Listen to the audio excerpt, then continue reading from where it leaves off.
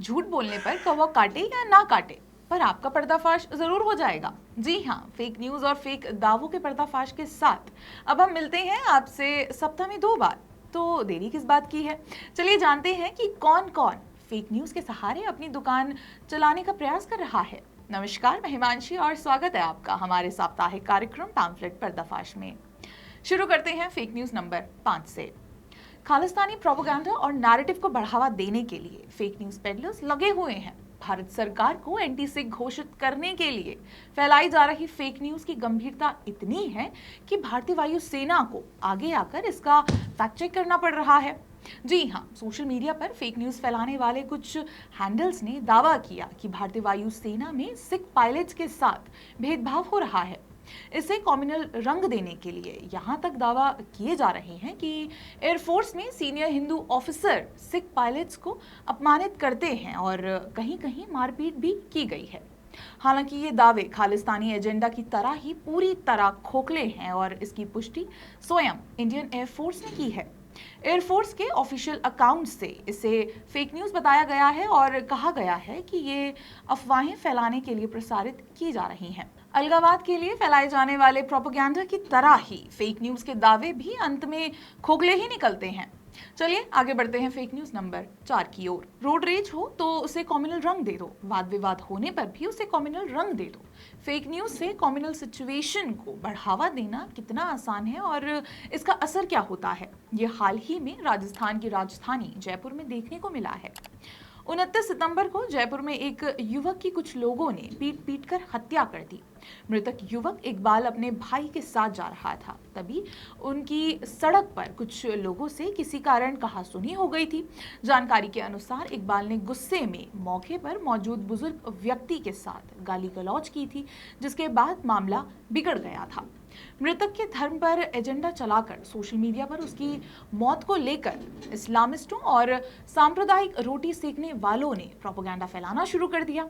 इन्हीं में से एक प्रोपेगेंडा पत्रकार कविश अजीज ने लिखा कि जयपुर के मोहम्मद इकबाल को भीड़ ने पीट पीट कर मार डाला। मारते वक्त जय श्री राम के नारे लग रहे थे। मारने वालों में महिलाएं भी शामिल थी।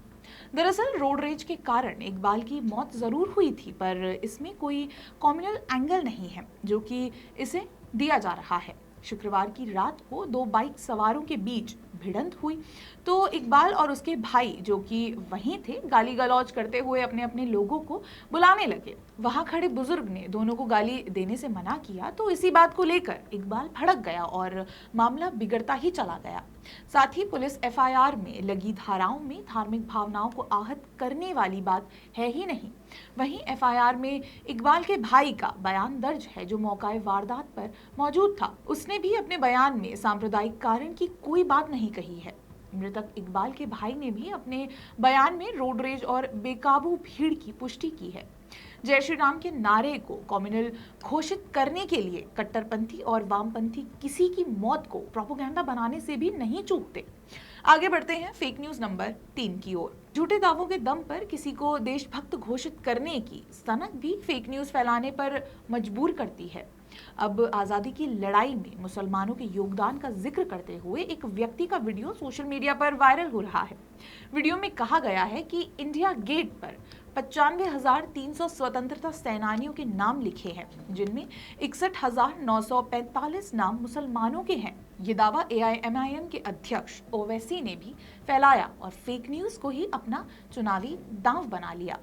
हालांकि ये दावा पूर्णतया भ्रामक है। दरअसल दिल्ली टूरिज्म की वेबसाइट के मुताबिक इंडिया गेट उन 70,000 भारतीय सैनिकों की याद में बनवाया गया जिन्होंने प्रथम विश्व युद्ध के दौरान ब्रिटिश सेना के लिए लड़ते हुए अपनी जान गंवा दी थी। स्मारक में 13,516 से अधिक ब्रिटिश और भारतीय सैनिकों के नाम हैं जो 1919 के अफगान युद्ध में शहीद हुए थे। तो ये सैनिक भारत की आजादी के लिए नहीं बल्कि प्रथम विश्व युद्ध के लिए लड़े थे।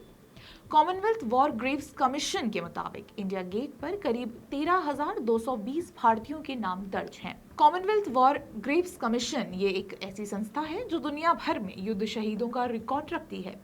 वेबसाइट पर दावा किया गया है कि मिलिट्री रैंक और मजहब के आधार पर सैनिकों में भेदभाव नहीं किया जाता है। ओवैसी साहब चुनावी एजेंडा खोजते रहे हैं, पर यह दावा तो सरासर झूठा है। विश्व युद्ध के दौरान ब्रिटिश सेना की ओर से शहीद हुए सैनिकों की कुल संख्या 13,220 है, ना कि 95,300। तो जो आंकड़ा उन्होंने पेश किया वो कहां से आया, इसकी व्याख्या उन्हें करनी चाहिए। खैर, आगे बढ़ते हैं फेक न्यूज नंबर 2 की ओर। दूसरे को बदनाम करना हो या स्वयं की विश्वसनीयता साबित करना, सबके लिए फेक न्यूज का सहारा लिया जा रहा है।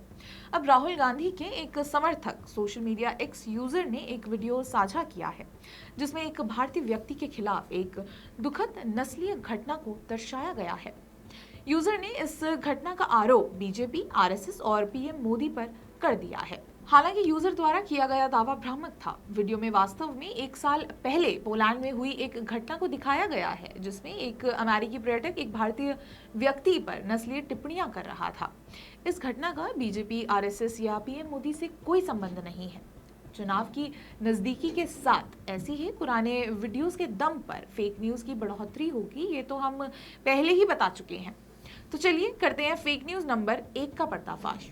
इसे फेक न्यूज ना कहकर फेक दावा कह सकते हैं, जो पश्चिम बंगाल सरकार समय समय पर करती ही रहती है।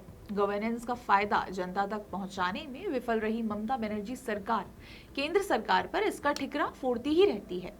दरअसल अब की बार बंगाल विधानसभा ने एक प्रस्ताव पारित किया था जिसमें कई ग्रामीण विकास योजनाओं के लिए धन रोकने के केंद्र के फैसले की निंदा की गई थी। राज्य ने दावा किया कि केंद्र ने 2024 के लोकसभा चुनावों से पहले एक राजनीतिक कदम के रूप में इसे रोक दिया था। हालांकि केंद्रीय ग्रामीण विकास और पंचायती राज मंत्री गिरिराज सिंह ने बिहार में एक प्रेस कॉन्फ्रेंस करके पश्चिम बंगाल सरकार के आरोपों का खंडन किया है। गिरिराज सिंह ने जानकारी दी है कि पिछले 9 वर्षों में मनरेगा के तहत पश्चिम बंगाल सरकार को 54,000 करोड़ रुपए से अधिक दिए गए हैं, जबकि इससे पहले यूपी सरकार के तहत उन्हें 14,900 करोड़ रुपए मिले थे। इसके साथ ही अन्य योजनाओं के लाभ के बारे में जो जानकारी उन्होंने दी वो आप स्क्रीन में देख सकते हैं। जाहिर है कि इससे पहले भी आवास योजना और अन्य स्कीम को लेकर ममता बनर्जी सरकार झूठ फैलाती पकड़ी गई है। योजनाओं के क्रियान्वयन में फैल रही पश्चिम बंगाल सरकार ने अपनी विफलताओं को केंद्र के नाम मढ़ने को फैशन बना लिया है। सरकार के फेक दावे हो या चुनावी जीत के लिए फैलाई गई फेक न्यूज, कोई भी पर्दाफाश से बच नहीं पाएगा। फेक दावों के पर्दाफाश के लिए बने रहिए द पैम्फलेट के साथ। धन्यवाद।